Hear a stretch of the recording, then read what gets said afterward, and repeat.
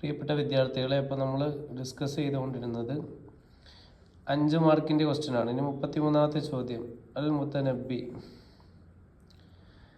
അപ്പോൾ അൽ മുത്തനബിയെ കുറിച്ച് നമുക്ക് പറയാം. അൽ മുത്തനബി ഹു അഹ്മദ് ബിൻ ഹുസൈൻ അൽ കന്ദി അഹ്മദ് ആലം ഷുഅറാ അൽ അറബി വഅക്സറുഹും തഅസീറൻ ഫി താരീഖ് അശ്ശഅർ. ഇംതാസ് ഷഅറുഹു ബിൽ ഖുവത്തി വൽ ഫസാഹത്തി وعمق المعاني كما عرف بكبريائه واعتزازه بنفسه حتى لقب بشاعر العرب الأكبر.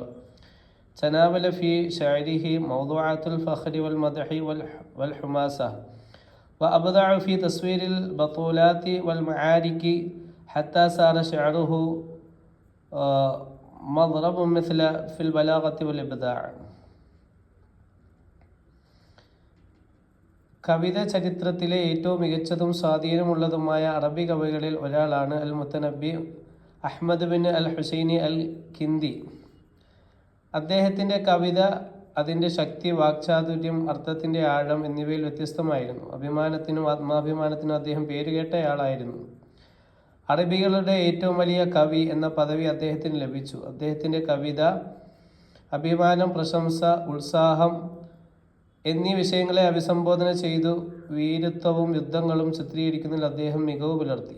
അദ്ദേഹത്തിൻ്റെ കവിതയെ വാക്ചാതുര്യത്തിൻ്റെയും സർഗാത്മകതയുടെയും പര്യായമാക്കി. അടുത്ത 34ാമത്തെ അഹമ്മദ് ഷൗഖി വഇസ്ഹാമാതുഹു ഫിൽ മസ്റഹിയ്യത്തി ഷഅരിയ്യ. അഹമ്മദ് ഷൗഖിയും കാവ്യ നാടകത്തിനുള്ള അദ്ദേഹത്തിൻ്റെ സംഭാവനകളും. അഹമ്മദ് ഷൗഖി وإسهاماته في المسرحية الشعرية. أحمد شوقي أمير الشعراء، يعد رائد المسرحية الشعرية في الأدب العربي الحديث، فقد دخل الفن المسرحي إلى الشعر العربي، فكتب مسرحيات شعرية ومشهورة مثل مسرح كيلوباترا، مجنون ليلى، وعنترة. بهذه الإسهامات رفع شعري إلى الخشبة المسرح، وربطه بالقضايا التاريخية والاجتماعية والوطنية، مما جعل أعماله جسرا بين الشعر والفنون الأدبية الحديثة. കാവ്യകളുടെ രാജകുമാരനായ അഹ്മദ് ഷൗഖി ആധുനിക അറബി സാഹിത്യത്തിലെ കാവ്യ നാടകത്തിൻ്റെ പയനിയറായി കണക്കാക്കുന്നു. ക്ലിയോപാട്രയുടെ മരണം, മജ്നൂൻ ലൈല, അന്ധാര തുടങ്ങിയ പ്രശസ്ത കാവ്യ നാടകങ്ങൾ എഴുതിയതുകൊണ്ട് അദ്ദേഹം അറബി കവിതയ്ക്ക് നാടകകല പരിചയപ്പെടുത്തി. ഈ സംഭാവനകളിലൂടെ അദ്ദേഹം കവിതയെ വേദിയിലേക്ക് ഉയർത്തുകയും ചരിത്ര, സാമൂഹ്യ, ദേശീയ വിഷയങ്ങളുമായി ബന്ധിക്കുകയും ചെയ്തു. കവിതയ്ക്കും ആധുനിക സാഹിത്യ കലകൾക്കും ഇടയിലുള്ള ഒരു പാലമായി തൻ്റെ കൃതികളെ മാറ്റി. ഇൻഷാ അല്ലാഹ് ഇതിൻ്റെയൊക്കെ ആൻസർ കീ കമൻറ്റ് ബോക്സിൽ കൊടുത്തിരിക്കുന്ന വാട്സപ്പ് ചാനൽ ലഭ്യമാണ്. അത് ഞാൻ കൊടുത്തേക്കാം. നിങ്ങളെല്ലാം അത് ഫോളോ ചെയ്ത് അതിൻ്റെ നോട്ട്സൊക്കെ, അറബി നോട്ട്സൊക്കെ കൈപ്പറ്റുക. ഇനി മലയാളം വേണ്ടവർ കമൻറ്റ് ചെയ്യുക. മലയാളം വേണമെങ്കിൽ അതും ഇൻഷാ അല്ലാഹ് അയച്ചു തരുന്നതായിരിക്കും. അടുത്ത 35ാമത്തേത് അറാബിത്തത്തുൽ ഖലമിയ്യ. അറാബിത്തത്തുൽ ഖലമിയ്യത്ത് ജംഇയ്യത്തുൻ അദബിയ്യത്തുൻ അസ്സസഹാ ഉദബാഉൽ മുഹാജിരി ഫി ന്യൂയോർക്ക് സനത്ത 1920. ബർആസ ജബ്രാൻ ഖലീൽ ജബ്രാൻ.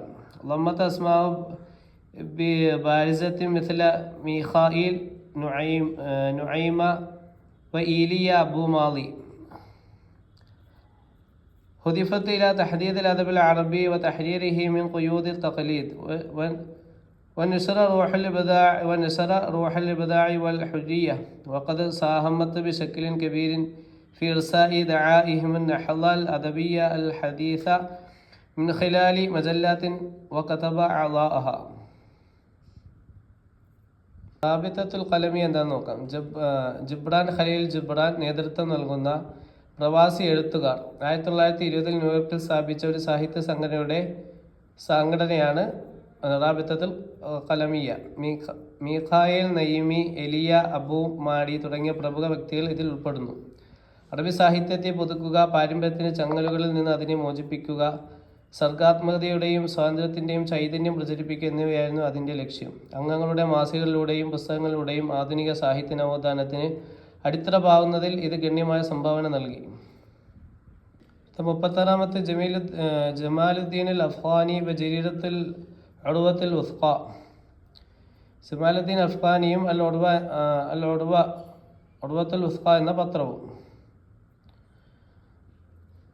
അപ്പം നമുക്ക് നോക്കാം. ജമാലുദ്ദീൻ അഫ്ഗാനി ജരീരത്തുൽ ഉർവത്തുൽ വുസ്ഖ.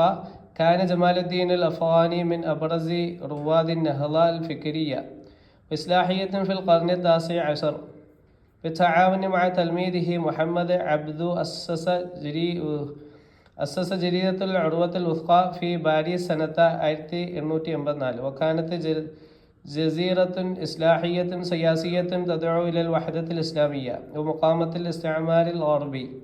على رغم من قصر عمرها فقد تركت أثرا كبيرا في وعي الأمة الإسلامية وإيقظة الروح القومية والدينية. 19-ാം നൂറ്റാണ്ടിലെ ബൗദ്ധികവും പരിഷ്കരണവാദപരവുമായ നവോത്ഥാനത്തിൻ്റെ ഏറ്റവും പ്രമുഖരായ പൈനിയർമാരിൽ ഒരാളായിരുന്നു ജമാലുദ്ദീൻ അൽ അഫ്ഗാനി. തൻ്റെ വിദ്യാർത്ഥിയായ മുഹമ്മദ് അബ്ദുവുമായി സഹകരിച്ച് 1884 പാരീസിൽ അൽ ഉർവത്തുൽ വുസ്ഖ പത്രം അദ്ദേഹം സ്ഥാപിച്ചു. ഇസ്ലാമിക ഐക്യത്തിനും പാശ്ചാത്യ കൊളോണിയലിസത്തിനെതിരായ ചെറുത്തുനിൽപ്പിനും ആഹ്വാനം ചെയ്ത ഒരു രാഷ്ട്രീയ പരിഷ്കരണ പത്രമായിരുന്നു അത്. കുറഞ്ഞ ആയുസ് ഉണ്ടായിരുന്നിട്ടും അത് ഇസ്ലാമിക രാഷ്ട്രത്തിൻ്റെ അവബോധത്തിൽ ഗണ്യമായ സ്വാധീനം ചെലുത്തുകയും ദേശീയവും മതപരവുമായ ആത്മാവിനെ ഉണർത്തുകയും ചെയ്തു.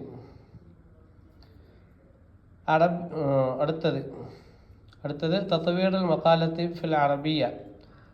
അറബിയിലെ ലേഖനത്തിൻ്റെ വികസനം. المقالة فن نثري حديث نسبي في الأدب العربي تأثر بآداب الغرب ودخل مع الحركة النهضة. بدأت المقالة في الصحف والمجلات كوسلة التعبير عن أفكار الاجتماعية والسياسية والأدبية، ثم تطورت على يد كتاب مثل محمد عبدو، مصطفى لطيفي، المنفلوطي وطه حسين. وأصبحت مقالة اليوم من أبرز الفنون النثرية التي تجمع بين الفكر والأسلوب الأدبي.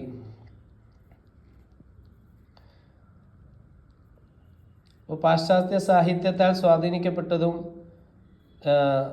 നവോത്ഥാന പ്രസ്ഥാനത്തോടെ അവതരിപ്പിക്കപ്പെട്ടതുമായ അറബി സാഹിത്യത്തിലെ താരതമ്യേന പുതിയ ഒരു ഗദ്യ കലാരൂപമാണ് ലേഖനം, മഖാല.